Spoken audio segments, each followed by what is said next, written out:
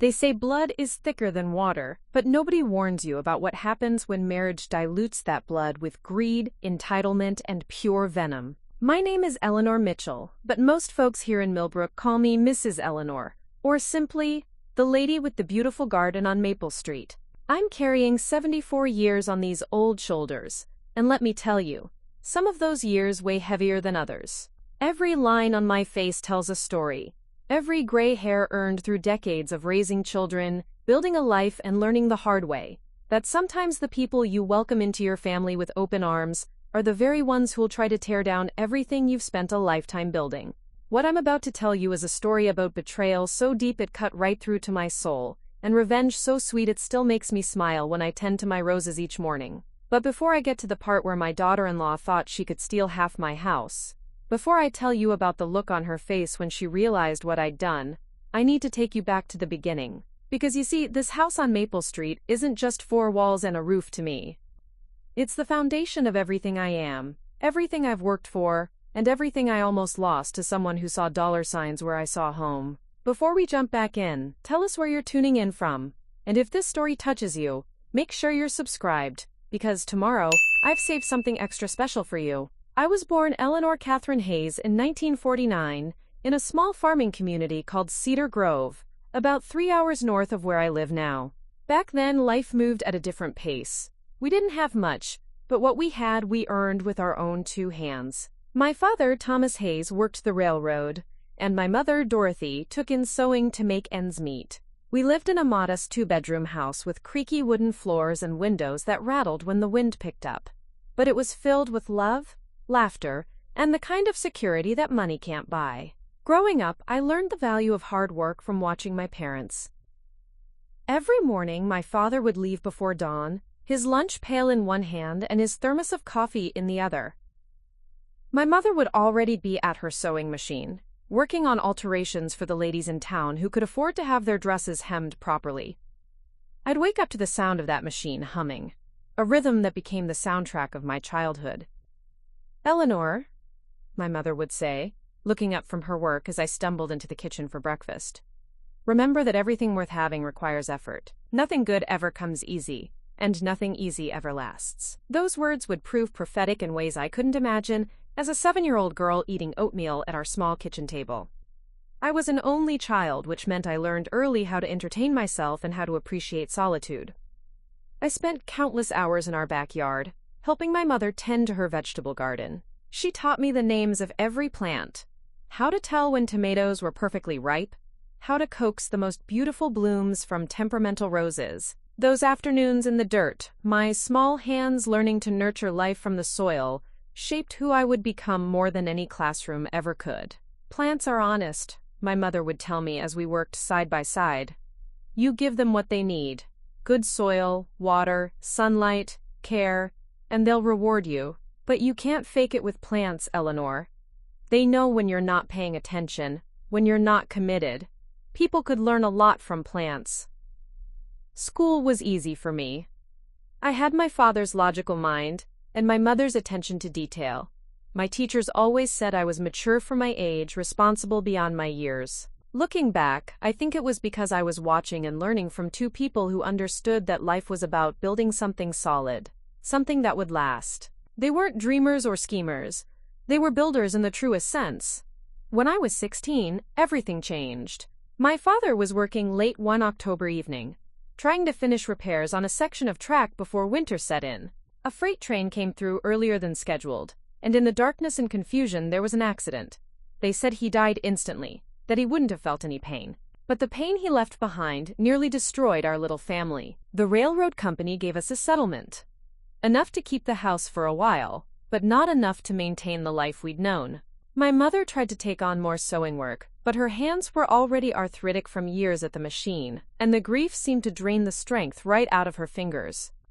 I watched this strong woman, who had taught me about nurturing and growth, slowly wither like a plant that couldn't find enough light. I made a decision that autumn that would define the rest of my life. Instead of finishing high school in the traditional way, I got my GED and started working full-time at Morrison's general store in town. Mr. Morrison was a kind man who had known my family for years. He paid me fairly and taught me about business. How to manage inventory, how to deal with difficult customers, how to make a dollar stretch further than it had any right to.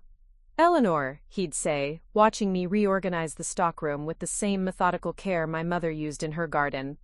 "You've got good sense about you. Don't let anyone convince you to settle for less than you're worth." I worked at Morrison's for 3 years, saving every penny I could while taking care of my mother. We managed to keep the house, but just barely.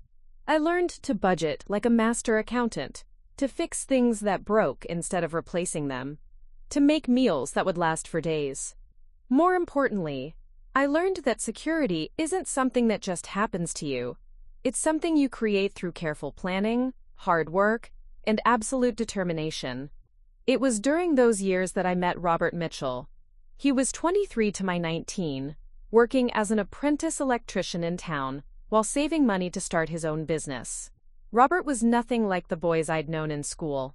He was serious, ambitious, and he looked at me like I was something precious instead of just another pretty face in a small town. Our courtship was proper and purposeful. We'd take walks on Sunday afternoons, talking about our dreams and plans. Robert wanted to build his own electrical contracting business. I wanted to create a home that would be a sanctuary, a place where family could grow and thrive. We weren't starry-eyed teenagers. We were two young people who understood that love was just the foundation. Everything else had to be built with intention and effort. "Eleanor," Robert said one evening as we sat on my mother's front porch, watching the sunset paint the sky in shades of gold and pink. "I want to build something with you. Not just a business or a house, but a real life. The kind of life that lasts." We married in the spring of 1970, a simple ceremony in the little church where my parents had been wed 25 years earlier. My mother, frail but determined, walked me down the aisle in a dress she'd sewn herself. The last beautiful thing her arthritic hands would ever create. She died peacefully in her sleep just 6 months later, and I honestly believe she held on just long enough to see me settled with a good man. Robert and I moved into a small apartment above Peterson's hardware store while we saved for our own place. Those first years of marriage taught us both that partnership was about more than love. It was about shared sacrifice, common goals, and the willingness to work towards something bigger than either of us could achieve alone. Robert's electrical business started slowly. He'd work construction jobs during the day to pay our bills, then spend evenings and weekends doing small electrical repairs and installations to build his reputation. I kept working at Morrison's, managing our household budget with the same precision my mother had used in her sewing. We lived on my salary and saved every penny Robert earned from his side work. By 1973, we had enough saved for a down payment on a house. Not just any house. We found a beautiful colonial on Maple Street in Millbrook, about an hour from where we'd been living. It was built in 1952, solid brick construction with 4 bedrooms, 2.5 bathrooms, and the most beautiful yard I'd ever seen. The previous owners had been an elderly couple who'd maintained it impeccably, but had no children to leave it to. The house was perfect, but it was also expensive, more than we'd originally planned to spend. Standing in that living room with its hardwood floors and large windows that let in streams of golden sunlight, I felt something I'd never experienced before. This wasn't just a house, it was home in a way that transcended anything I'd ever known. "We can make this work," Robert said, seeing the look in my eyes. "It'll mean a few more years of tight budgets, but we can do this, Eleanor. This can be our foundation." And it was. We bought the house on Maple Street in the summer of 1973, and from the moment we signed those papers, every decision we made was about building something that would last. Robert's business grew steadily, specializing in residential electrical work throughout the county. I eventually left Morrison's to help him with the business side, managing accounts, scheduling jobs, handling the paperwork that kept everything running smoothly. We worked like partners in the truest sense. Robert would leave before dawn to start jobs, and I'd spend my mornings in our home office, then my afternoons transforming that beautiful yard into something that would make my mother proud. I planted gardens that bloomed in succession, from early spring through late fall. I learned to prune fruit trees, to coax vegetables from clay soil, to create outdoor spaces that felt like extensions of our home. The house became our masterpiece. We renovated room by room, always paying cash, never taking on debt we couldn't handle. Robert rewired the entire place to modern standards, installed ceiling fans, and updated light fixtures. I refinished the hardwood floors myself, learning techniques from library books and practicing until every room gleamed like polished amber. In 1976, our son David was born. Holding that perfect little boy in the nursery we'd painted by hand, surrounded by furniture Robert had built himself, I understood what my parents had been trying to teach me. This was what mattered. Not just the house, but the life we were building inside it. This was security, legacy, the kind of foundation that could support generations. 2 years later, our daughter Sarah arrived, completing our family in a way that felt both perfect and predetermined. We had our home, our business, our children, and the kind of partnership that made everything else possible. Robert's electrical contracting company was thriving, employing 6 men and handling jobs throughout 3 counties.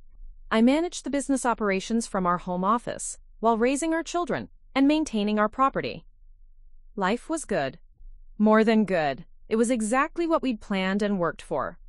Our children grew up in a house filled with love and stability. They had chores and responsibilities, but they also had the security of knowing their parents were building something that would last. David showed an early aptitude for his father's work, spending summers learning electrical basics and developing the strong work ethic that ran in both our families. Sarah was artistic and thoughtful, with a natural talent for organization that reminded me of myself at her age. The years passed in a rhythm of work, family, and gradual improvements to our home and property. We added a workshop for Robert in the basement, expanded the kitchen, and built a beautiful deck overlooking the backyard gardens. Every project was planned carefully, budgeted precisely, and executed with the kind of attention to detail that my parents had instilled in me. By the time David graduated high school in 1994, Mitchell Electrical Contracting was one of the most respected businesses in the county. Robert employed 12 people and had contracts with several major builders in the region. Our house was mortgage-free, our children were college-bound, and we had the kind of financial security that allowed us to plan for retirement while still enjoying the fruits of our decades of labor. David went to trade school for electrical work, planning to eventually take over the family business. Sarah went to college for interior design, with dreams of opening her own firm. We were proud of both our children, but more than that, we were confident that we'd given them the tools and values they'd need to build their own successful lives. It was during Sarah's sophomore year of college that David met Jessica Morrison. No relation to my old boss at the general store, just an unfortunate coincidence of names. Jessica was 21, a year older than David, and working as a receptionist at a law firm while taking night classes in business administration. She was pretty in a sharp, calculated way, with blonde hair that never seemed out of place and a smile that looked practiced in mirrors. From the first time David brought her to Sunday dinner, something about Jessica made me uneasy. It wasn't anything I could put my finger on exactly. She was polite, well-dressed, and said all the right things. But there was something in her eyes when she looked around our home. A kind of calculating assessment that reminded me of someone appraising property rather than appreciating a family meal. "Your house is absolutely beautiful, Mrs. Mitchell," she said that first evening, her voice honey-sweet as she gazed around our dining room. "It must be worth a fortune." The comment struck me as odd. Most people who visited our home remarked on its warmth, its character, the obvious love and care that had gone into every detail. Jessica's first observation was about its monetary value. Preparing and narrating this story took us a lot of time, so if you are enjoying it, subscribe to our channel. It means a lot to us. Now back to the story. Over the next 6 months, David brought Jessica around more frequently. What started as Sunday dinners became regular visits, and I watched their relationship develop with a mixture of maternal concern and growing unease. David was completely smitten. That much was clear. He'd light up whenever she walked into a room, hang on her every word, and seemed oblivious to the subtle ways she was already beginning to change him. Robert, bless his heart, was more trusting than I was. "She seems nice enough," he'd say after Jessica left. usually after she'd spent the evening asking detailed questions about our business, our property taxes, or the recent appraisal we'd had done for insurance purposes. David's a smart boy. He wouldn't fall for someone who wasn't good for him. But I'd raised that boy, and I could see changes in him that his father missed.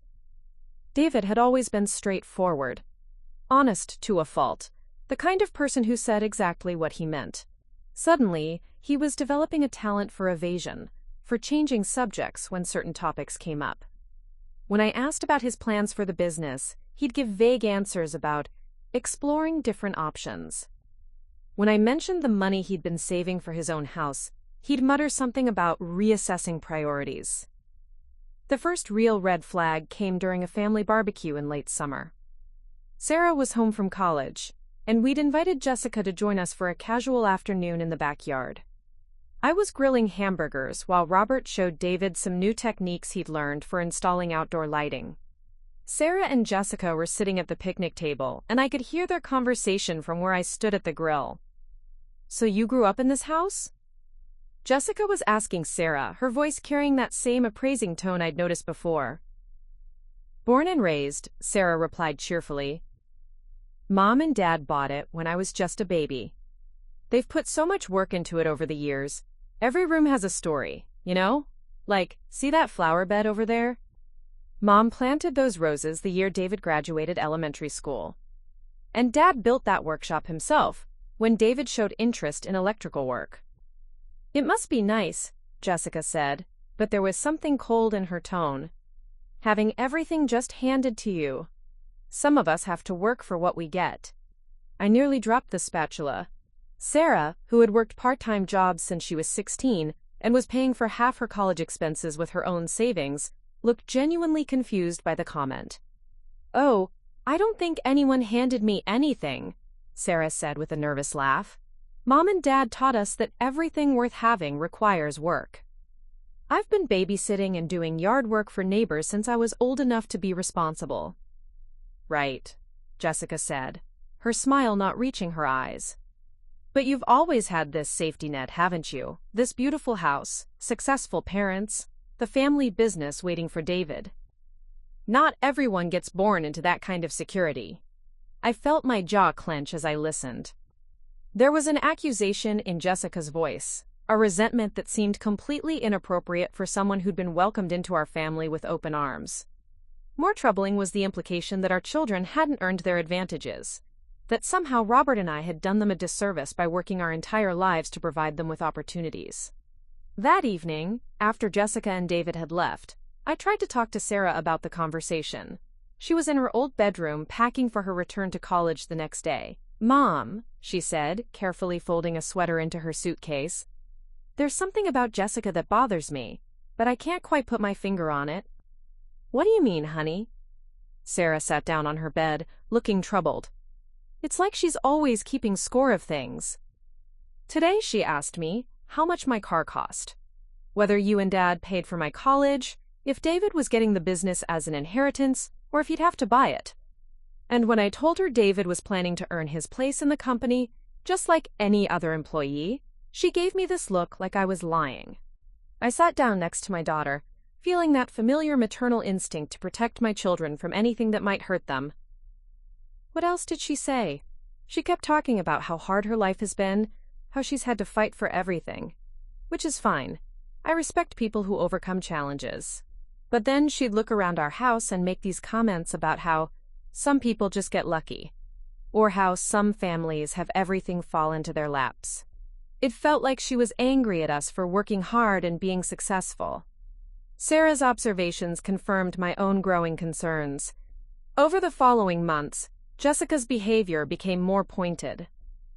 She'd make comments about the unfairness of inherited wealth while sitting in the living room that Robert and I had saved for 3 years to furnish properly. She'd wonder aloud about whether David really deserved to inherit the family business, as if 24 years of watching his father work 60-hour weeks and learning the trade from the ground up counted for nothing. Most disturbing was the way she began to isolate David from family conversations. During dinner, she'd steer discussions away from business talk or family memories, claiming these topics made her feel excluded. If Robert started telling stories about David's childhood or sharing his hopes for passing the business to the next generation, Jessica would develop sudden headaches or remember urgent phone calls she needed to make. The engagement announcement came in the spring of 1996, just 2 years after they'd started dating. David called us on a Tuesday evening, his voice bright with excitement. "Mom, Dad, Jessica and I are getting married. I proposed last night and she said yes." My heart sank even as I forced congratulations into my voice. Robert was genuinely thrilled, already talking about wedding plans and welcoming Jessica officially into the family. But I couldn't shake the feeling that we were about to make a terrible mistake. The wedding planning process revealed even more troubling aspects of Jessica's character. She wanted an elaborate ceremony that would cost more than Robert and I had spent on our first car. When we gently suggested that the young couple might want to start their marriage without taking on significant debt, Jessica's response was illuminating. "David's parents can afford it," she told her maid of honor within my hearing. "They've got that big house and the successful business. It's not like they're actually struggling." The assumption that our money was somehow available for her unlimited use was staggering. When David sheepishly approached us about helping with wedding costs, I could see he was uncomfortable with the request. This wasn't my son talking. This was Jessica's influence speaking through him. Robert and I had a long conversation that night. We'd always planned to help our children with major life events, but we'd also taught them to live within their means and to appreciate the value of money. Jessica's attitude toward our resources was fundamentally different from the values we'd tried to instill in our family.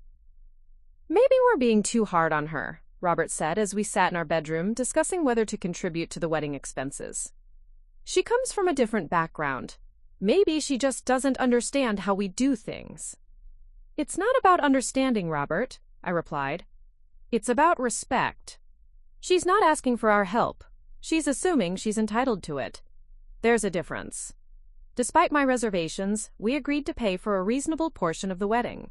We set a specific budget and made it clear that anything beyond that amount would be the couple's responsibility. Jessica's reaction to these boundaries was telling. Instead of gratitude, she seemed annoyed that we wouldn't simply write a blank check. The wedding itself was beautiful in all the ways that photographs could capture, but painful in ways that only family could see. Jessica looked stunning in her elaborate dress, and David was clearly happy. But throughout the ceremony and reception, I noticed how Jessica's family and friends treated us. Politely, but with an underlying assumption that we were somehow obligated to provide for Jessica's comfort and happiness. Jessica's mother, Patricia Morrison, was particularly revealing in her comments during the reception. While I was arranging the cake table, she approached me with what I assumed would be a pleasant conversation between mothers of the bride and groom. "Eleanor, you've done such a wonderful job raising David," she began, and I felt hopeful that perhaps I'd misjudged the family dynamics. "Jessica is so lucky to be marrying into such a stable situation." "Thank you, Patricia. We're happy to welcome Jessica into our family. Of course it will be quite an adjustment for her," Patricia continued, her tone becoming more pointed. "She's used to working for everything, you know. It might take time for her to get comfortable with having family money available." I felt my smile freeze on my face. "I'm sorry, what do you mean by family money available?" Patricia looked surprised by my question. "Well, the house, the business, all the security you've built. Jessica won't have to worry about those things anymore. She'll be taken care of." The conversation revealed everything I'd feared about Jessica's expectations. Somehow, during their courtship, David had given her the impression that marrying him meant access to our assets, our security, our life's work. The idea that she might be expected to contribute to building their own life together seemed foreign to both Jessica and her family. After the wedding, the newlyweds moved into a small apartment about 10 minutes from our house. David continued working for the business while Jessica kept her job at the law firm. For the first few months, things seemed relatively normal. They'd visit for Sunday dinners, and Jessica would make polite conversation without the pointed comments that had characterized their courtship. But gradually, new patterns emerged. Jessica began making observations about our lifestyle that felt more like inventory than conversation. She'd comment on new furniture we'd purchased, ask detailed questions about home improvement projects, and show intense interest in any financial discussions between Robert and David about the business. Most concerning was the way she began to treat our home like it was somehow partially hers. She'd rearrange things when she visited, suggesting improvements to rooms that we'd decorated to our own taste. She'd open closets and cabinets as if she were already familiar with their contents, and I noticed her taking particular interest in family documents that happened to be visible. The breaking point came during Thanksgiving dinner in 1996, just 6 months after the wedding. The family was gathered around our dining room table, the same table where Robert and I had shared thousands of meals, where we'd helped our children with homework, where we'd made countless decisions about our life together. Jessica was telling us about a house she'd seen for sale in the more expensive part of town, a colonial similar to ours but newer and larger. It would be perfect for us, she said, looking directly at David. Especially when we start having children, we'll need more space. It sounds beautiful, I said politely, but those houses are quite expensive. Are you two planning to start saving for a larger down payment? Jessica's expression changed instantly. The polite smile disappeared, replaced by something harder and more calculating. Well, she said, her voice taking on that familiar tone of entitlement, we figured David's inheritance could help with that. The room went silent. Robert's fork stopped halfway to his mouth. Sarah, who was home from college, looked confused by the sudden tension. What inheritance? I asked carefully. Jessica looked at David, clearly expecting him to support her statement. When he remained silent, she continued with growing confidence. The house. The business. David's share of the family assets. We've been talking about it, and it makes sense for us to access some of that equity now, while we're young enough to really enjoy it. I felt something cold settle in my stomach. Jessica, I think there's been a misunderstanding. This house and the business aren't inheritance. They're assets that Robert and I have worked our entire lives to build. We plan to enjoy them for many years to come. But surely you understand that David has a right to his share, Jessica pressed, her voice becoming sharper. He's been working in the business for years, and as your son, he's entitled to benefit from the family wealth. The word entitled hung in the air like a toxic cloud. Robert finally found his voice. David benefits from the family business by earning a good salary and learning skills that will serve him well throughout his career, he said firmly. Any inheritance decisions will be made by Eleanor and me in our own time according to our own plans. Jessica's face flushed red, but she wasn't finished. That's not very fair to David, is it? He's been counting on that security. We've been making plans based on expectations that any reasonable family would honor. That was the moment I realized we weren't dealing with misunderstandings or different values. We were dealing with someone who had entered our family with a specific agenda, someone who saw our life's work as her personal opportunity. The entitlement in her voice, the assumption that our assets were somehow already hers, the casual dismissal of the decades Robert and I had spent building our security, it all crystallized into a moment of perfect clarity. Our daughter-in-law didn't see herself as someone who had married into our family. She saw herself as someone who had married into our bank account. And this was just the beginning. The Thanksgiving dinner confrontation marked a turning point in our family dynamics. What had been subtle manipulation and carefully worded suggestions suddenly became an open campaign of pressure, guilt, and increasingly aggressive demands. Jessica had shown her true colors, and now that her intentions were clear, she seemed to feel no need to maintain her previous facade of politeness. The week after Thanksgiving, David came to our house alone, something that had become increasingly rare since his marriage. He looked tired, stressed in a way I hadn't seen since his college finals. Robert was in his workshop, so David and I sat in the kitchen where he'd done homework as a child, where we'd had countless conversations about his hopes and dreams. "Mom," he began, not meeting my eyes, "we need to talk about what happened at dinner last week." I poured him coffee and waited, recognizing the tone he'd used as a teenager when he was about to ask for something he knew might not be well received. "Jessica feels like you and Dad were unfair to her," he continued, his voice carefully neutral. "She thinks you don't understand her background, how hard she's worked for everything she has." "David, I said gently. This isn't about Jessica's background or her work ethic. This is about her assumption that she's entitled to assets that your father and I spent 30 years building. But Mom, I'm your son. Doesn't that count for something? Shouldn't I have some security, some guarantee that the work I'm putting into the business will pay off in the long run? The question broke my heart because I could hear Jessica's words coming from my son's mouth. David had never been materialistic, never shown any interest in our financial affairs beyond learning the business. Now he was sitting in my kitchen, asking for guarantees and security as if his relationship with us was primarily transactional. David, you have a good job with excellent pay and benefits. You're learning skills that will serve you throughout your career. Your father and I love you unconditionally, and will always support you within our means. But what Jessica is asking for isn't support. It's liquidation of our life's work to fund her lifestyle expectations. David's face reddened. It's not about lifestyle, Mom. It's about fairness. Jessica's friends are all buying houses, starting families, building futures. We're stuck in a tiny apartment because you and Dad won't help us access what will eventually be mine anyway. What will eventually be yours? I repeated, feeling a chill run down my spine.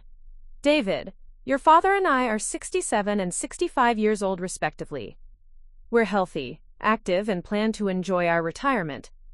We're not planning to die anytime soon to make your inheritance convenient. The look on his face told me everything I needed to know. Somehow, Jessica had convinced him that our assets were obstacles to his happiness rather than the foundation of our security. She had managed to reframe our success as selfishness, our careful financial planning as hoarding. Maybe we could work out some kind of arrangement, David suggested, clearly parroting arguments he'd rehearsed.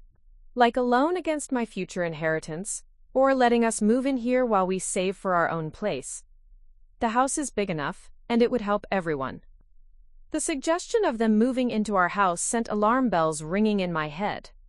I could imagine Jessica's daily commentary on our belongings, her suggestions for improvements, her gradual takeover of spaces that Robert and I had created together. More than that, I could see how she'd use physical proximity to increase the pressure for financial access. David, this house has been your father's and my sanctuary for over 20 years.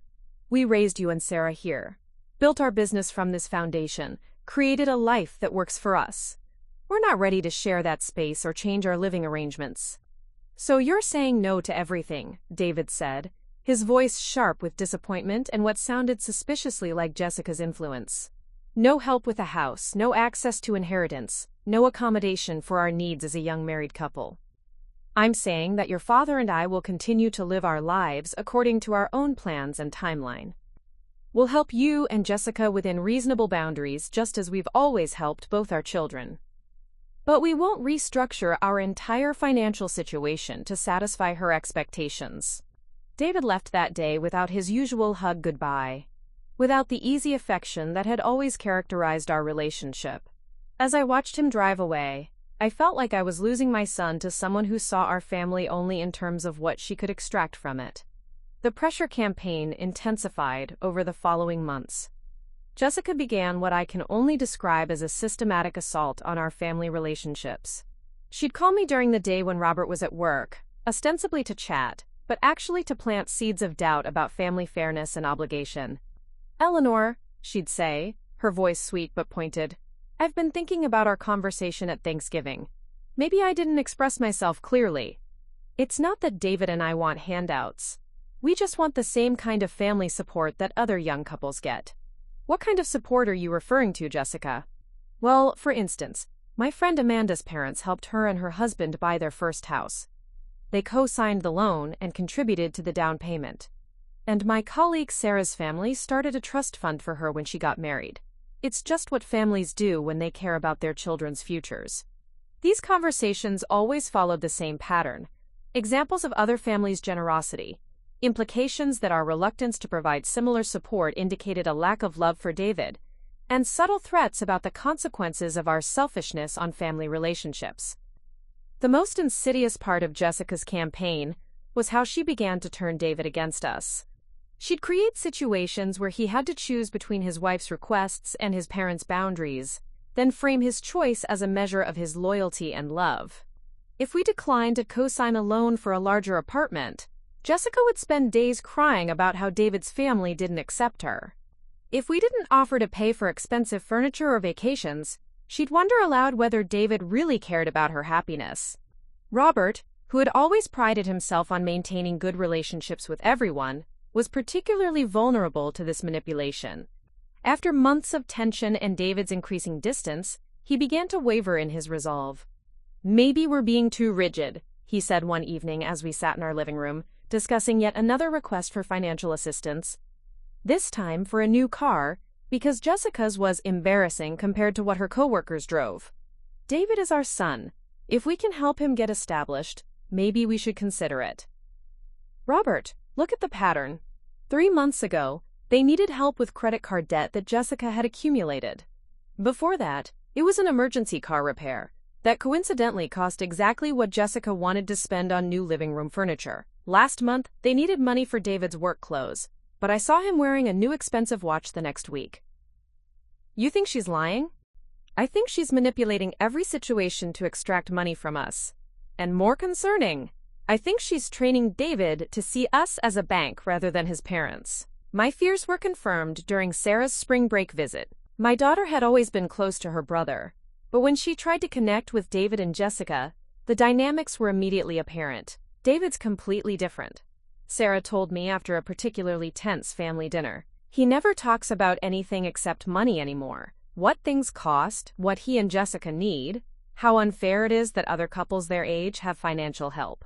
And Jessica just sits there agreeing with everything he says, adding little comments about how hard their life is. "What do you mean?" Like tonight, when you mentioned that you and Dad were thinking about taking a cruise for your anniversary, Jessica immediately started talking about how nice it must be to have disposable income for luxuries. And when you showed us the new curtains you'd made for the guest room, she made this comment about how some people have time for hobbies while others are struggling to make ends meet. Sarah's observations confirmed what I'd been noticing. Jessica had developed a talent for making every conversation about our comfort feel like a commentary on her deprivation. If we enjoyed any aspect of our retirement planning or took pleasure in our home, she'd find a way to frame it as evidence of our selfishness. The breaking point in this phase of the campaign came during David's 26th birthday celebration. We'd invited the young couple for dinner and cake, just as we'd done for every family birthday for decades. Jessica arrived with what she clearly thought was a brilliant strategy. "David and I have been talking," she announced as we sat around the dining room table with birthday cake. "And we've realized that the traditional inheritance model doesn't really work for modern families." I felt Robert tense beside me, but I kept my expression neutral. "What do you mean, Jessica?" "Well, by the time parents usually pass away, their children are in their 50s or 60s. The money could be much more useful when young families are trying to get established, build careers, buy homes. It's really inefficient to wait for inheritance when the money could be helping build generational wealth right now." The audacity of the statement was breathtaking. Jessica was essentially arguing that Robert and I should liquidate our assets immediately to fund her lifestyle, couching it in language about family financial planning and generational wealth. "That's an interesting theory," I replied carefully, "but it assumes that parents' financial security isn't important, that their retirement plans and personal needs should be secondary to their adult children's wants." "But that's not what I'm saying at all," Jessica responded, her voice taking on that practiced innocent tone. "I'm talking about smart family financial planning. Like, this house is worth a fortune, but most of that value is just sitting here. If you and Robert downsize to something more appropriate for your age, the extra equity could help David and me buy our own place. Everyone wins." Robert's fork clattered against his plate. "More appropriate for our age? Well, you have to admit this is a lot of house for 2 people. 4 bedrooms, that big yard to maintain, all the upkeep costs. Wouldn't it make more sense to move into one of those nice senior communities? You'd have less responsibility, and the family assets could be working more efficiently." I realized in that moment that Jessica had been planning this conversation for weeks, maybe months. She'd thought through the arguments, prepared responses for our objections, and chosen David's birthday as the moment to present her case because she assumed we'd be feeling sentimental about family. What she hadn't anticipated was that her suggestion would make clear exactly how she saw us, not as people with our own lives, needs, and desires, but as obstacles to her access to resources. We weren't Robert and Eleanor, individuals who'd worked for 30 years to create the life we wanted. We were simply aging inconveniences who were inefficiently hoarding assets that she could deploy more effectively. The silence stretched around the birthday table as Robert and I absorbed the full implications of Jessica's proposal. David looked uncomfortable, but didn't contradict his wife. Sarah, who had driven up from college for the celebration, stared at Jessica with undisguised shock. "Jessica," I said finally, my voice steady despite the fury building inside me, "this house isn't just an asset to be managed efficiently. It's our home. It's where we've lived for over 20 years, where we raised our children, where we plan to enjoy our retirement. It's not for sale, not available for liquidation, and not subject to renegotiation based on your assessment of what would be more efficient." Jessica's mask slipped for just a moment, revealing something cold and calculating underneath. "I'm just trying to think about what's best for the family as a whole," she said, but her voice had lost its practiced sweetness. "What's best for this family," Robert said, his voice quiet but firm, "is for each generation to build their own security, instead of assuming they're entitled to liquidate their parents' life work."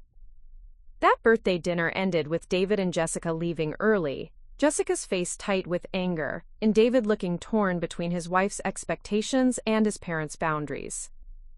As I cleaned up the barely touched birthday cake and wrapped the uneaten food, I realized that we'd crossed a line from which there might be no return.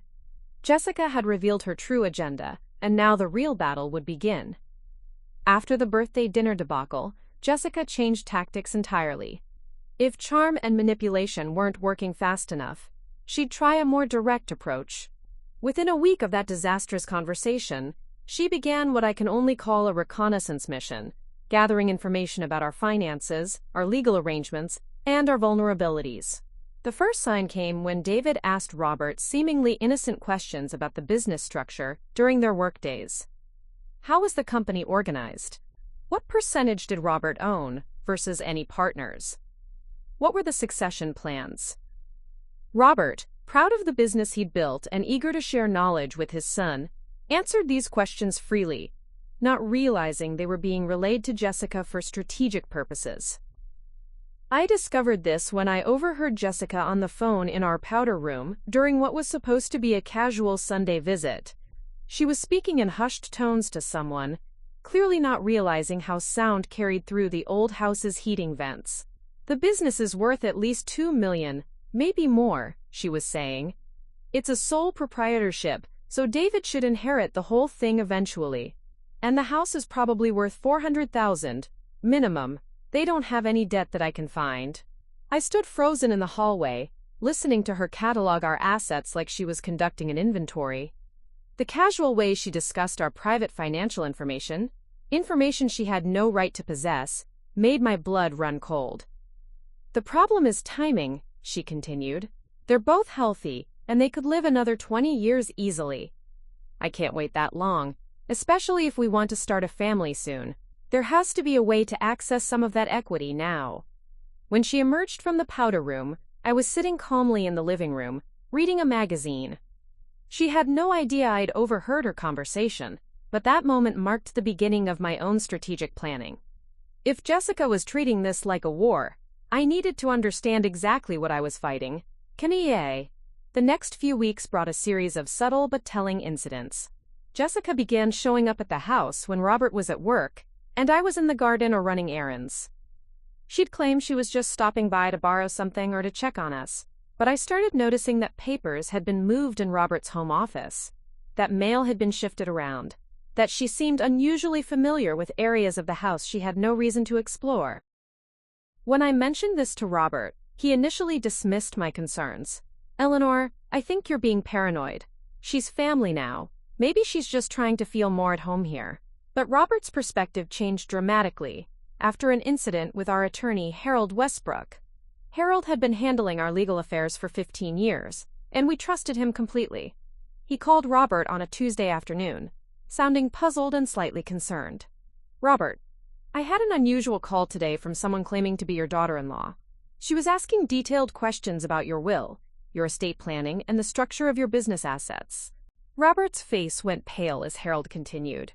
She said she was calling on your behalf, that you'd asked her to gather information for family planning purposes. She wanted to know about inheritance timelines, tax implications, and whether there were any legal mechanisms for early asset transfer. Harold, we never asked Jessica to call you about anything. We haven't discussed our estate planning with her at all. That's what I suspected, which is why I refused to give her any information, and I'm calling you directly. Robert, someone conducting that kind of inquiry without authorization is essentially conducting surveillance on your financial affairs.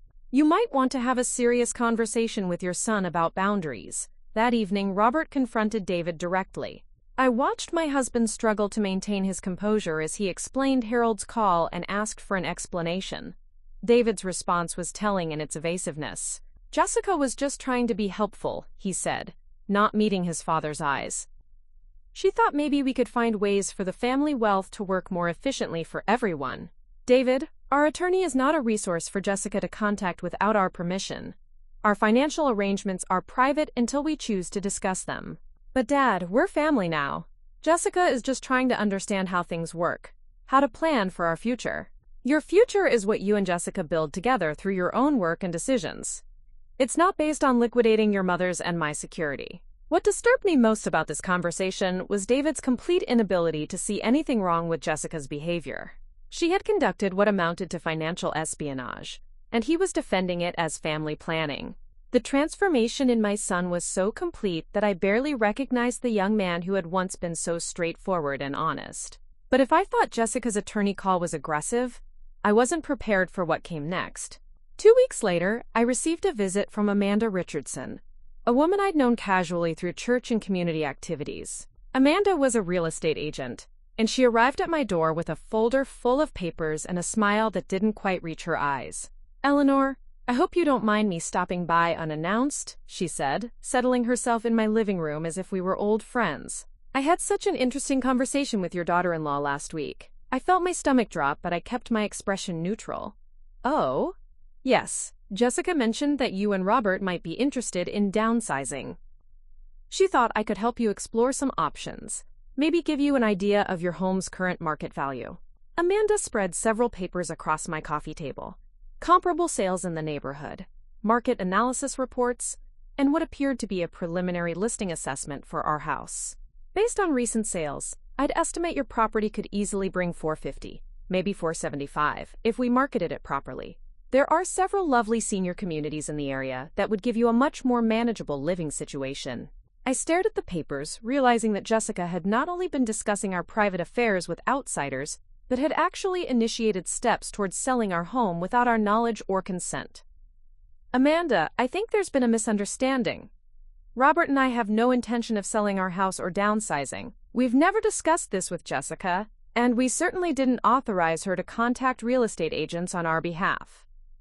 Amanda's face flushed red. Oh my goodness, I'm so sorry. Jessica was very convincing.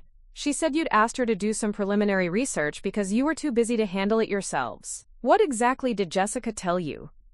She said you and Robert were realizing that the house was too much work for people your age, that you were ready to move somewhere with less maintenance but needed help navigating the real estate market. She made it sound like she was doing you a favor by getting the process started. After Amanda left, I sat in my living room staring at the market analysis she'd forgotten in her hurry to escape an embarrassing situation. The numbers on the page represented more than our home's monetary value. They represented Jessica's calculation of exactly how much money she thought she could extract from our lives. But the real revelation came that evening when Sarah called from college, her voice tight with concern. Mom, I need to tell you something that's been bothering me for weeks. I didn't want to cause family drama, but after thinking about it, I think you need to know. What is it, honey? It's about Jessica. She's been calling me, asking me questions about you and Dad, about the house, about the business. At first I thought she was just trying to bond with me, but the questions are getting really specific and kind of invasive. Sarah went on to explain that Jessica had been pumping her for information about our daily routines, our health, our social activities, and most disturbingly, our relationship with each other. She keeps asking if you and Dad ever fight about money, if you've seemed worried about finances. if there are any signs that you might be having marital problems. When I told her you guys seem happier than ever, she started asking if maybe you were just good at hiding problems. Why would she be asking about that, Sarah? That's what worried me, Mom. It felt like she was fishing for something she could use. Like maybe if she could find evidence that you and Dad were having problems, or that you were struggling financially, she could use that information somehow. The phone call with Sarah crystallized something that had been nagging at me for months. Jessica wasn't just entitled and manipulative. She was strategic. She was systematically gathering information, testing boundaries, and building a case for something. But for what? The answer came the following week in the form of a certified letter addressed to both Robert and me. The return address was from Morrison, Casey & Associates, a law firm in the city that we'd never heard of. Robert opened the letter while I stood beside him in our kitchen, both of us confused about why we'd be receiving legal correspondence. As he read, I watched the color drain from his face. Eleanor, you need to see this. The letter was a formal legal notice, informing us that our son David Mitchell and his wife Jessica Morrison Mitchell were asserting a claim to a portion of our real estate and business assets based on implied family agreements and reasonable expectations of inheritance support. The document went on to detail Jessica's interpretation of various conversations we'd had over the past year, twisting our words to suggest that we had made promises of financial support that we were now reneging on.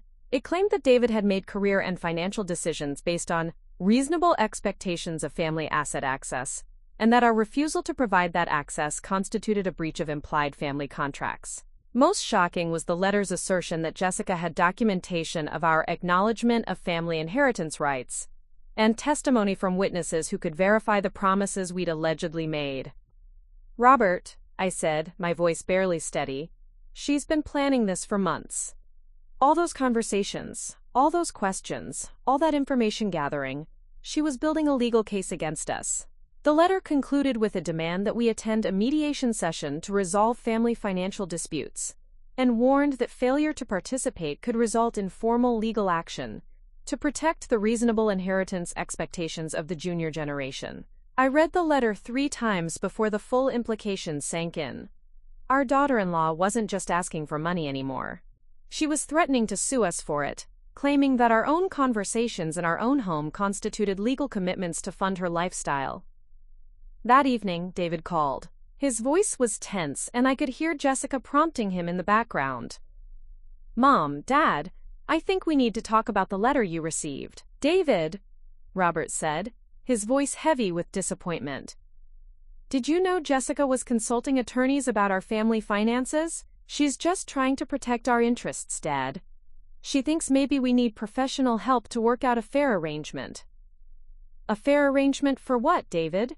"For my inheritance, for our future, for making sure that years of working in the family business actually lead to family security." I realized then that Jessica had managed to convince David that he was somehow being cheated, that his parents' refusal to liquidate their assets for his immediate benefit was a form of theft. She had reframed our lifetime of work and sacrifice as an obstacle to his happiness. "David, are you threatening to sue your own parents?" There was a long pause before he answered. "We're just asking for mediation, Mom, a chance to work things out fairly with professional help." But I knew better. This wasn't about mediation or fairness. This was Jessica's declaration of war against our family, our security, and our right to enjoy the fruits of our own labor. And I realized that if she wanted a war, she was about to discover that a 74-year-old woman who had built a life from nothing had resources she hadn't even begun to imagine. The legal letter changed everything. What had been a family conflict was now a direct assault on our security, our retirement, and our right to control our own assets. I realized that night, sitting in our bedroom with Robert processing the implications of Jessica's threats, that I needed to stop reacting to her moves and start making some strategic moves of my own. The first thing I did was call Harold Westbrook. If Jessica was going to weaponize legal proceedings against us, I needed to understand exactly what we were facing and what options we had. "Harold, I need to know everything about what Jessica could actually accomplish with this legal threat. Is there any basis for her claims?" Harold's response was both reassuring and concerning. "Eleanor, legally speaking, her position is extremely weak. There's no such thing as, quote, implied family agreements for inheritance rights. and adult children have no legal claim to their parents' assets while the parents are alive and competent. However, frivolous lawsuits can still be expensive and time-consuming to defend against. What would she need to prove to have any chance of success? She'd need documented evidence of specific promises you made, preferably in writing, about transferring assets or providing financial support. She'd also need to prove that David relied on these promises to his detriment, making significant life decisions based on guaranteed family support. As Harold explained the legal landscape, I realized that Jessica's months of information gathering had been more strategic than I'd initially understood. She wasn't just being nosy, she was building a case, documenting conversations, and possibly even recording interactions to support her claims. Harold, I want you to do something for me. I want you to hire a private investigator to look into Jessica Morrison's background. I want to know everything. Her employment history, her financial situation, her family circumstances, and especially any previous legal actions she might have been involved in. Eleanor, that's a significant step. Are you sure you want to go down that road? She's threatening to sue me for money I worked 30 years to earn. I want to know exactly who I'm dealing with. The private investigator Harold recommended was a woman named Patricia Chen, a former police detective who specialized in background investigations and family court cases. When I met with Patricia at her downtown office, I felt like I was crossing a line I'd never thought I'd need to cross. Investigating my own family member. Mrs. Mitchell, I understand you want a comprehensive background check on your daughter-in-law. What specific concerns do you have? I explained the escalating situation, the legal threats, and my growing suspicion that Jessica's behavior was part of a larger pattern. Patricia listened without judgment, taking notes and asking clarifying questions. Based on what you're describing, I'd recommend a full financial and legal history investigation. If she's done this before, targeted families for financial gain, there would likely be a paper trail. You think she's done this before? The level of strategic planning you're describing, the systematic information gathering, the legal threats, these aren't behaviors that people typically develop overnight. Someone this calculated about extracting money from family relationships has usually practiced these techniques. Patricia's investigation took 2 weeks, and the results were more disturbing than I could have imagined. Jessica Morrison hadn't just married into our family, she had specifically targeted David because of our financial stability. The report Patricia delivered revealed a pattern of behavior that went back to Jessica's college years. She had dated a series of men from financially stable families, each relationship ending when it became clear that immediate access to family money wasn't available. In 2 cases, she had actually pursued legal action against former boyfriends' families, claiming breach of promise for financial support.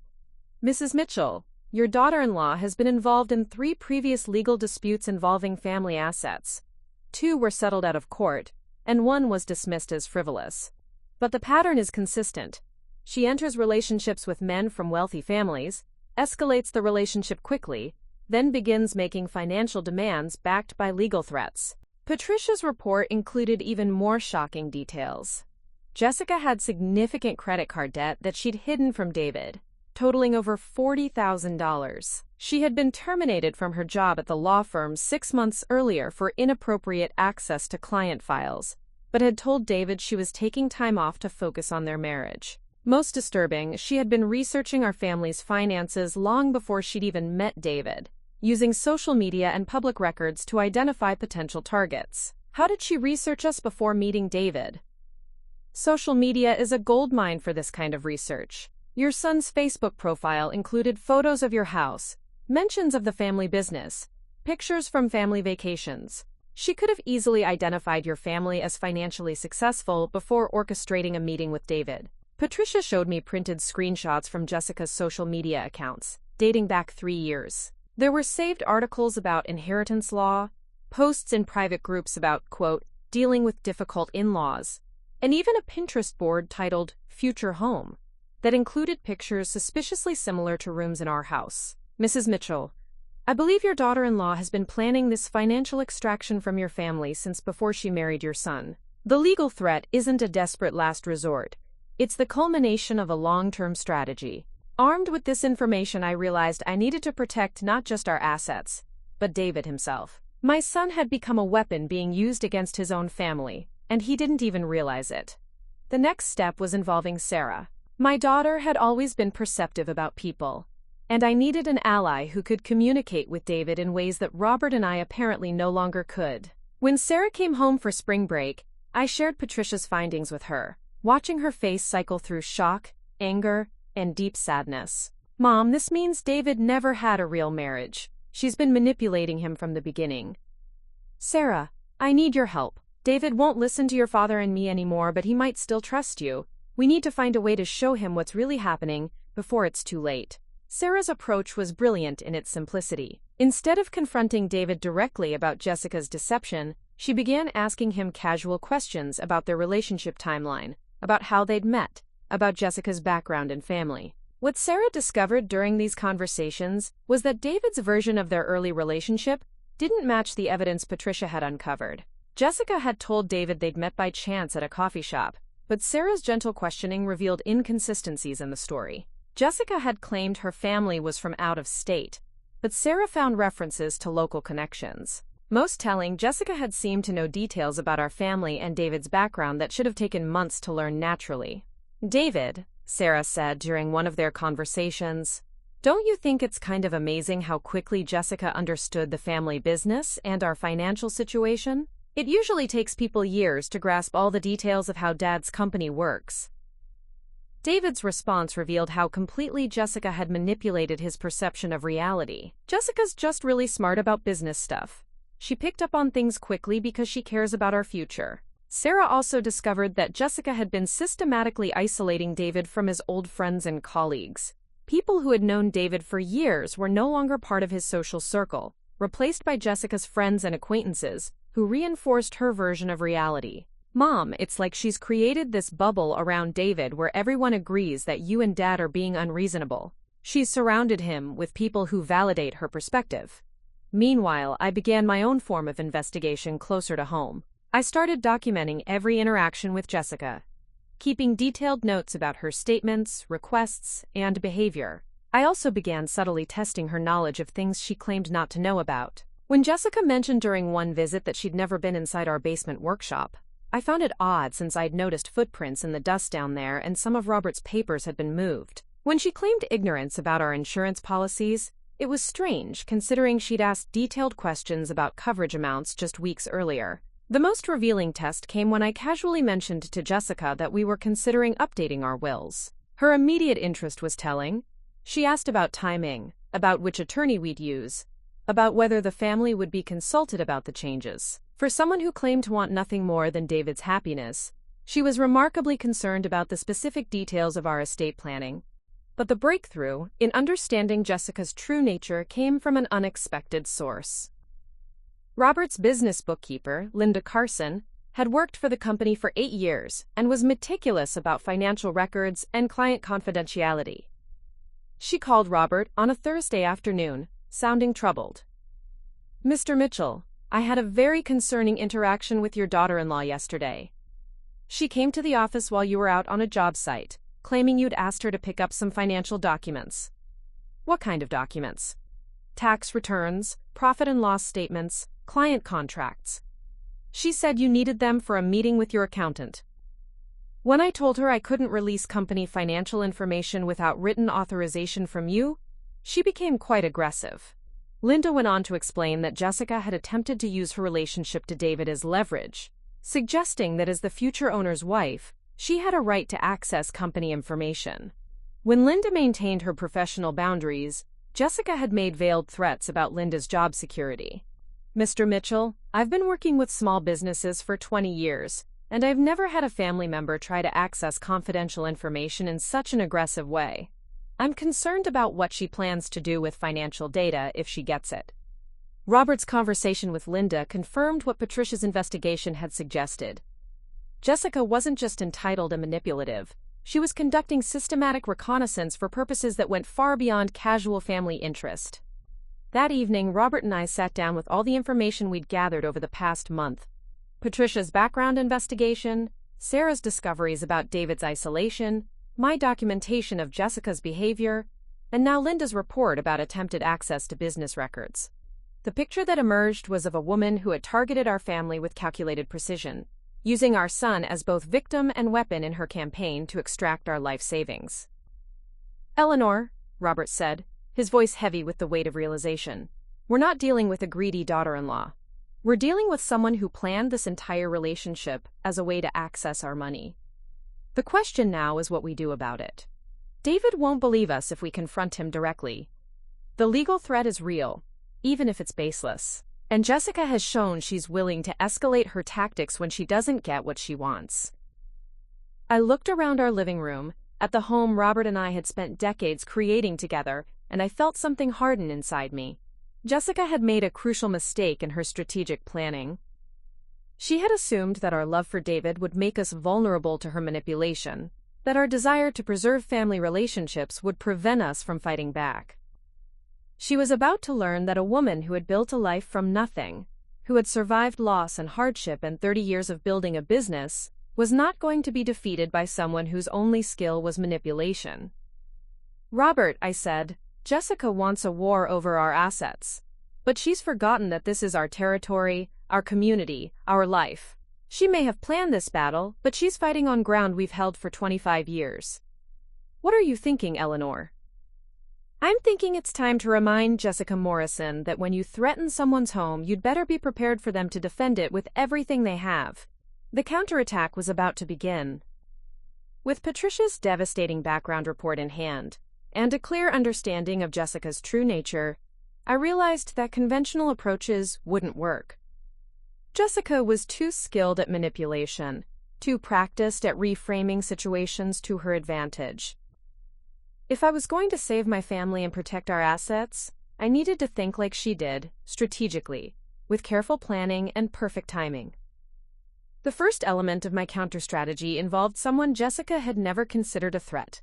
Margaret Thornton, my neighbor of 15 years. Margaret was a retired family court judge who lived in the elegant Victorian house next door to ours. Over the years, we'd developed a friendship based on shared gardening interests and mutual respect, but I'd never fully appreciated her professional expertise until now. When I approached Margaret with Patricia's findings and explained the legal threats we were facing, her response was immediate and sharp. Eleanor, what you're describing isn't a family dispute. It's attempted financial elder abuse combined with fraud. This woman has essentially committed identity theft by misrepresenting herself to your attorney and that real estate agent. Margaret's legal perspective reframed everything Jessica had done as criminal behavior rather than family drama. The fact that she researched your family's finances before even meeting David, then concealed her debts and employment termination while making legal threats. These are serious matters that go far beyond civil family disputes.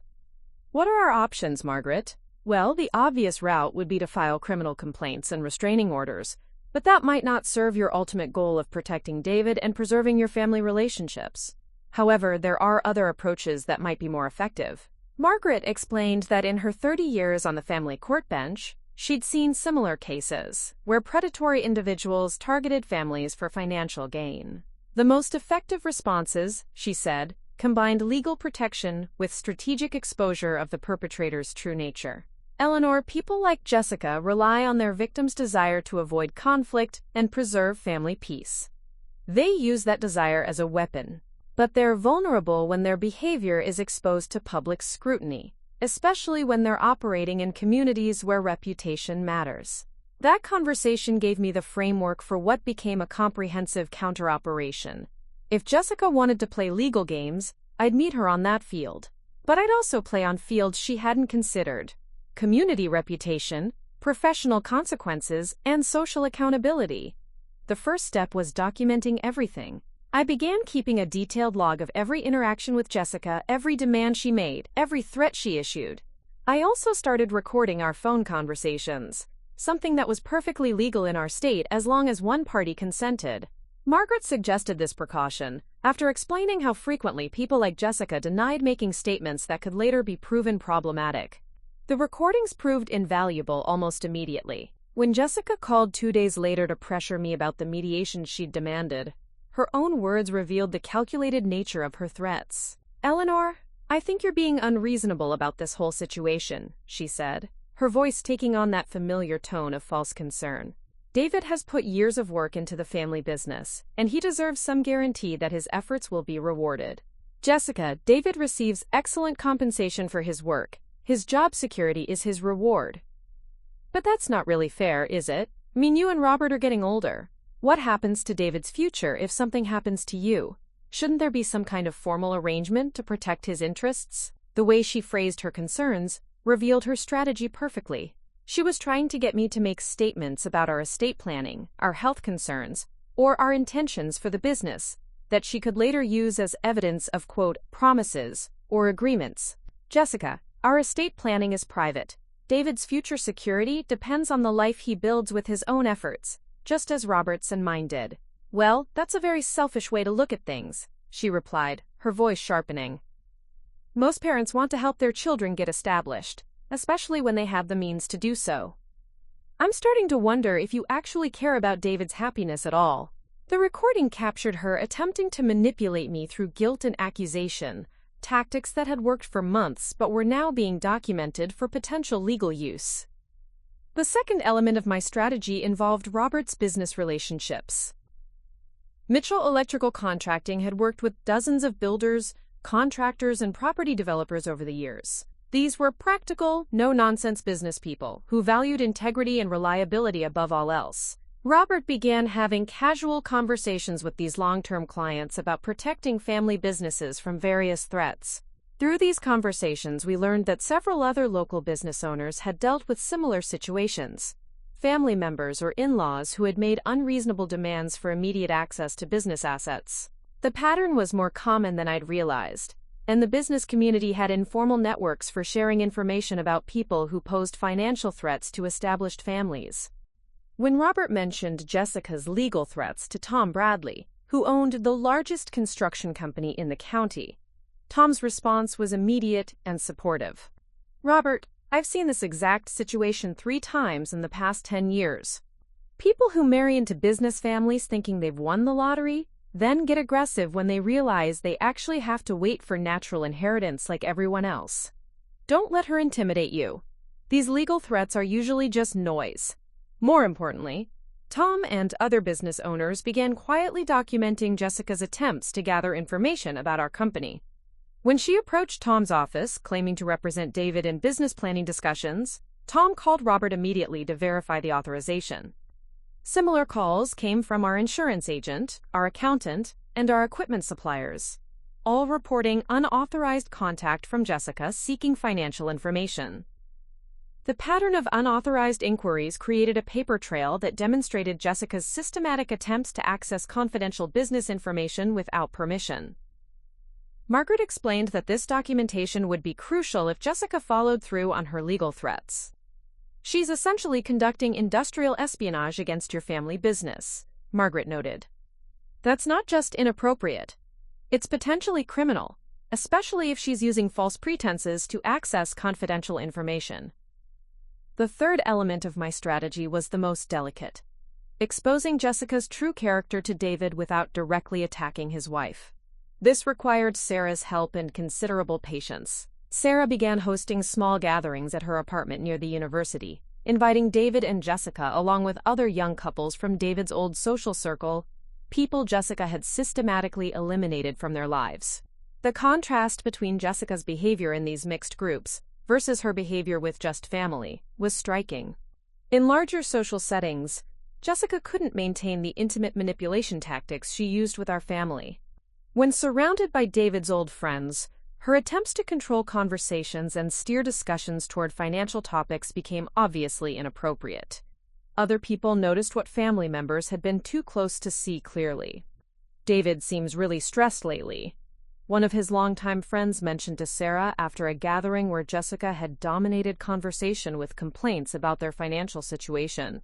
She talks about money constantly, and he looks embarrassed but doesn't say anything. These social gatherings also revealed that Jessica had been spreading false information about our family to David's friends. She'd told people that Robert was considering early retirement due to health problems, that we were having marital difficulties, and that we were being unreasonable about helping David establish financial independence. When Sarah gently corrected these misrepresentations, pointing out that Robert was healthy and happily working, that our marriage was strong, and that we'd always supported David appropriately. The contradictions in Jessica's stories became apparent to their social circle. The fourth and most crucial element of my strategy was legal positioning. Working with Harold Westbrook and following Margaret's advice, we began proactively protecting our assets and documenting our side of every interaction. Harold updated our wills and estate planning documents, adding specific language about our intentions for asset distribution and our desire to prevent frivolous legal challenges. He also prepared cease and desist letters for Jessica's unauthorized contact with our professional services providers. More importantly, Harold filed a formal complaint with the State Bar Association about Jessica's former employer, the law firm where she'd been terminated for inappropriate access to client files. The complaint wasn't about Jessica directly, but about the firm's responsibility to monitor former employees who might misuse legal knowledge gained during employment. The complaint prompted an investigation that revealed Jessica had been accessing client files related to estate planning and family asset disputes during her employment, information she was likely using to refine her own legal strategy against our family. Eleanor, Harold explained, this discovery significantly undermines any legal action Jessica might file. Her background shows a pattern of using legal knowledge inappropriately, which will make courts very skeptical of any claims she makes about family agreements or inheritance rights. The final element of my strategy was the most personally difficult. I stopped responding to Jessica's manipulation attempts entirely. No more family dinners where she could gather information. No more casual visits where she could assess our routines. No more phone conversations where she could fish for statements to twist into legal ammunition. When Jessica called demanding explanations for our sudden hostility, I simply said, "Jessica, any future communications about family financial matters need to go through our attorney. Harold Westbrook's number is available if you need it." When she showed up at our house unexpectedly, I politely but firmly asked her to leave unless she had been invited. When she tried to engage Robert in business discussions during chance encounters around town, he redirected her to speak with our company's legal counsel. The change in our approach had an immediate effect on Jessica's behavior. Deprived of the family access she'd been using for information gathering, and faced with formal legal boundaries around our business affairs, she became increasingly desperate and careless. Her desperation led to the mistake I'd been waiting for. 3 weeks after we'd implemented our new boundaries, Jessica made a phone call that perfectly illustrated her true motivations and gave me the evidence I needed for the final phase of my plan. The call came to our house phone while Robert was at work. Jessica's voice was sharp with frustration and barely contained anger. "Eleanor, this ridiculous stonewalling needs to stop. You're being incredibly unfair to David, and you're going to force us to take legal action if you don't start being reasonable about family financial support. Jessica, as I told you before, any discussions about our finances need to go through our attorney." "Your attorney doesn't understand family dynamics," she snapped. "This isn't about law. It's about fairness and taking care of your son's future. David has invested years in the family business, and he deserves guaranteed access to the wealth he's helped build. Jessica, David receives fair compensation for his work. There are no guarantees beyond that. That's not acceptable anymore, Eleanor. David and I have needs, we have plans, and we're not going to be held hostage by your selfish hoarding of family resources." Then she said the words that gave me everything I needed. "If you don't agree to transfer at least half the house value and a significant stake in the business within 6 months, we'll file legal action claiming elder abuse, financial manipulation, and David's rightful claim to immediate inheritance. I have documentation of your promises, and I have witnesses who will testify about your family agreements." The recording captured Jessica threatening us with false legal claims, admitting to manufacturing evidence, and essentially attempting extortion. More importantly, it revealed that her timeline was driven by her own financial pressures rather than any legitimate family concerns. After hanging up, I called Margaret immediately. "Margaret, I think Jessica just gave me what I need to end this situation permanently." "What did she say?" "She threatened to file false legal claims with manufactured evidence unless we transfer significant assets within 6 months. It's all recorded." Margaret's response was swift and decisive. "Eleanor, that's criminal extortion. Jessica just crossed the line from civil dispute into felony territory. Now we can really fight back. The trap was set, the evidence was gathered, and Jessica had finally revealed her true nature so clearly that even David would have to see it. It was time for the final confrontation. With Jessica's recorded extortion attempt as the smoking gun, Margaret and I crafted what would become the most satisfying 24 hours of my 74 years on this earth. Jessica had spent months believing she was playing chess while everyone else was playing checkers. She was about to discover that sometimes the quiet grandmother in the corner has been planning moves she never even saw coming. The final phase began with a phone call to David. Not from me. I knew he wouldn't listen. But from Harold Westbrook, our attorney. Harold's tone was professionally neutral, the kind that immediately commands attention. "David, I need you and Jessica to come to my office tomorrow morning at 10 o'clock. There are some urgent legal matters regarding your family's situation that require immediate attention." David's voice was confused but compliant. "What kind of legal matters?" "I'd prefer to discuss everything in person, with both you and Jessica present. Please don't bring any recording devices or legal representation. This is an informational meeting to clarify some serious misconceptions that have developed." That evening, I barely slept. Not from anxiety, but from anticipation. After months of watching Jessica manipulate my son and threaten my family, I was finally going to see justice served with the precision of a perfectly executed plan. The next morning, Robert and I arrived at Harold's office 30 minutes early. Margaret was already there, having agreed to serve as a witness to the proceedings. Patricia Chen, our private investigator, sat quietly in the corner with a thick folder of documentation. The conference room felt like a courtroom, and in many ways, it was. David and Jessica arrived exactly at 10, Jessica's face already showing suspicion at the formal setup. She was dressed in her most professional outfit, clearly expecting to negotiate from a position of strength. David looked nervous but hopeful, probably thinking this meeting would finally resolve their financial demands in their favor. Harold began with devastating formality. "David, Jessica, thank you for coming. Before we discuss anything else, I need to inform you that this conversation is being recorded for legal purposes, and Patricia Chen is here in her capacity as a licensed investigator." Jessica's confident expression flickered for the first time. "Why is a private investigator here?" "Because," Harold continued, "we've discovered some information that significantly changes the nature of our family's legal situation." Harold activated a digital recorder and began reading from Patricia's background report. Jessica's face went through a fascinating transformation as her past was methodically exposed. Her pattern of targeting wealthy families, her hidden debts, her termination from the law firm, her previous legal threats against other families. Additionally, Harold continued, "we have documented evidence of unauthorized attempts to access confidential business information, fraudulent misrepresentation to professional service providers, and systematic harassment of family members." David's face was pale, his eyes moving between Jessica and the documentation Harold was displaying. I watched my son's world reshape itself as he realized the woman he'd married had been using him as a weapon against his own family. But Harold wasn't finished. "Most seriously, we have a recorded conversation from yesterday in which Jessica Morrison Mitchell made explicit extortion demands, threatened false legal claims, and admitted to manufacturing evidence against David's parents." Harold played the recording of Jessica's phone call, her own voice filling the conference room with crystal-clear audio of her threats and demands. The color drained from David's face as he heard his wife's true voice, calculating, aggressive, and completely without the love or concern she'd always claimed, motivated her actions. Jessica's response was exactly what I'd expected. She immediately tried to reframe and deflect. "That's taken out of context. I was just trying to protect David's interests. Eleanor has been manipulating this whole situation." Margaret spoke for the first time, her judicial tone cutting through Jessica's protests like a blade. "Ms. Morrison, I've listened to the complete recording.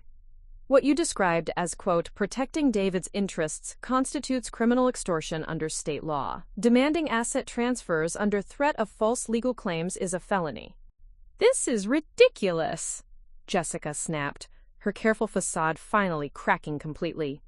"These people have been plotting against me from the beginning. They never accepted me into this family, and now they're trying to destroy my marriage." That's when David finally found his voice. "Jessica," he said quietly, Did you research my family's finances before we met?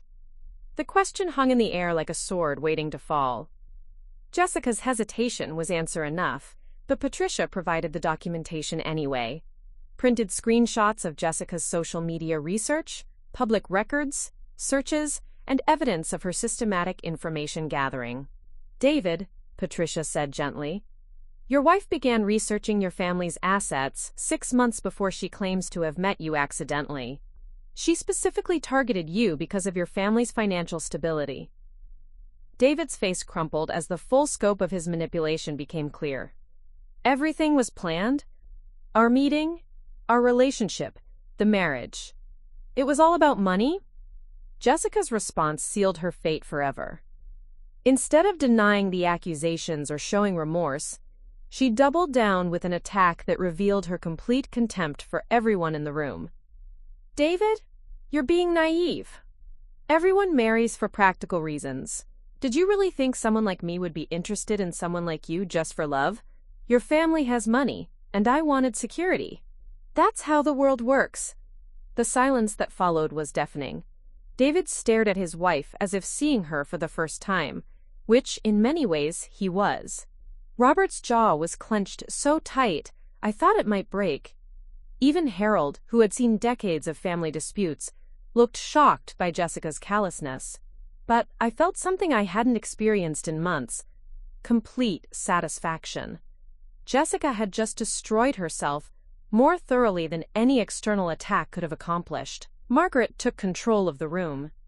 Ms. Morrison, you have just admitted to marriage fraud, attempted extortion, and conspiracy to commit theft. You have also confessed to emotional manipulation and financial deception on a scale that constitutes elder abuse. David, Margaret continued, turning to my son, you have grounds for annulment based on fraud, and your parents have grounds for restraining orders and criminal charges. Harold opened another folder. Jessica, we've prepared several documents. First, a cease and desist order prohibiting any further contact with David's family or business associates. Second, a formal complaint to the district attorney's office regarding your extortion attempts. Third, a civil suit for damages related to your fraudulent misrepresentation and attempted theft. However, Harold continued, David's parents are prepared to forego criminal prosecution and civil action under one condition. You sign an annulment agreement, relinquish any claim to David's assets or future inheritance, and leave the state within 30 days. Jessica's face cycled through rage, disbelief, and finally, calculation. Even faced with complete exposure, she was still looking for angles, still trying to find leverage. You can't prove most of this, she said, her voice sharp with desperation. David will back me up, he loves me. That's when David spoke with a voice I hadn't heard from him in over a year. Clear, strong, and absolutely certain. Jessica, I want you out of my life. I want you away from my family. I want the annulment, and I never want to see you again. The transformation in my son was immediate and profound. The fog of manipulation that had clouded his judgment for months lifted as he finally saw Jessica's true nature. The David I'd raised, honest, straightforward, and loyal to his family, was back. Jessica tried one last manipulation, turning to David with tears in her eyes. David, baby, you can't mean this. I love you. We can work through this misunderstanding. David's response was devastating in its simplicity. You just told me our entire relationship was a lie. You admitted you married me for money. There's nothing to work through. The legal proceedings moved with remarkable efficiency once Jessica realized she had no leverage left. Faced with potential criminal charges and civil lawsuits, she signed the annulment papers within hours. Margaret's judicial contacts expedited the process, and within a week, Jessica Morrison was legally removed from our family forever. But the most satisfying part of the entire resolution was still to come. Remember how I mentioned at the beginning that this story would end with me selling the house to Jessica's worst enemy? Well, that enemy turned out to be someone much closer than Jessica had ever imagined. During Patricia's background investigation, we'd learned that Jessica had a sister, Linda Morrison, who lived 2 states away. Linda had been one of Jessica's previous victims. Jessica had borrowed $15,000 from her for emergency expenses 3 years earlier and had never repaid it despite repeated promises. When Patricia contacted Linda as part of the investigation, Linda was eager to share information about her sister's pattern of financial manipulation. More importantly, Linda revealed that she'd always dreamed of moving to our area to be closer to their elderly parents, but had never been able to afford property in such a desirable neighborhood. The solution was perfect in its poetic justice. Robert and I had been considering downsizing eventually, not because we were too old for our house, as Jessica had suggested, but because we wanted to travel more and spend less time on maintenance. When we learned about Linda's situation and her desire to escape her sister's ongoing manipulation, we saw an opportunity for justice that money couldn't buy. We sold our beautiful house on Maple Street to Linda Morrison for slightly below market value, with the specific stipulation that Jessica could never visit or stay on the property. Linda was thrilled to finally own a home in the community where she'd always wanted to live, and we were thrilled to know that Jessica's dream house would forever belong to the sister she'd spent years financially abusing. We moved to a lovely townhouse in the senior community across town, not because we were forced to downsize, but because we chose to simplify our lives on our own terms. The townhouse has a beautiful garden where I grow the same roses my mother taught me to tend, and Robert has a workshop where he still tinkers with electrical projects. David went through a difficult period of healing after the annulment, but he emerged stronger and wiser. He's now married to a wonderful woman named Claire, who teaches elementary school and loves him for exactly who he is. They live in a modest home they bought with their own savings, and they're building their life together the way Robert and I did, through hard work, mutual respect, and shared dreams. Sarah finished college with honors and now runs her own interior design business. She often jokes that Jessica taught her the most valuable lesson of her education: how to recognize people who see relationships as opportunities for exploitation. As for Jessica, the last we heard, she'd moved to Florida and was working as a receptionist at a medical office. Her criminal record from the extortion charges made it difficult for her to find employment in legal or financial fields, and her reputation in our community ensured she could never return to practice her manipulation tactics here. The most beautiful part of this entire story is that justice was served not through revenge or cruelty, but through truth and accountability. Jessica destroyed herself through her own greed and dishonesty. All we did was document her behavior and refuse to be victims. Sometimes I sit in my new garden, tending my roses and thinking about the lessons this experience taught me. Family isn't just about blood, it's about loyalty, respect, and genuine love.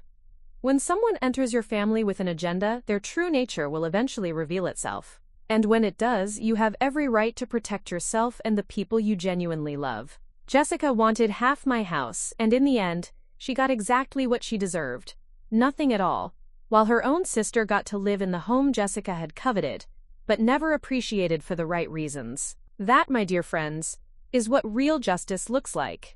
Not dramatic or violent, but thorough, complete, and absolutely final. And every morning when I water my roses, I smile knowing that the house I poured my heart into for 25 years is being loved and appreciated by someone who truly deserves it, while the woman who tried to steal it learned that some things in life can never be taken. They can only be earned. Up next, you've got 2 more standout stories right on your screen. If this one hits the mark, you won't want to pass these up. Just click and check them out. And don't forget to like, subscribe, and turn on the notification bell so you don't miss any upload from us.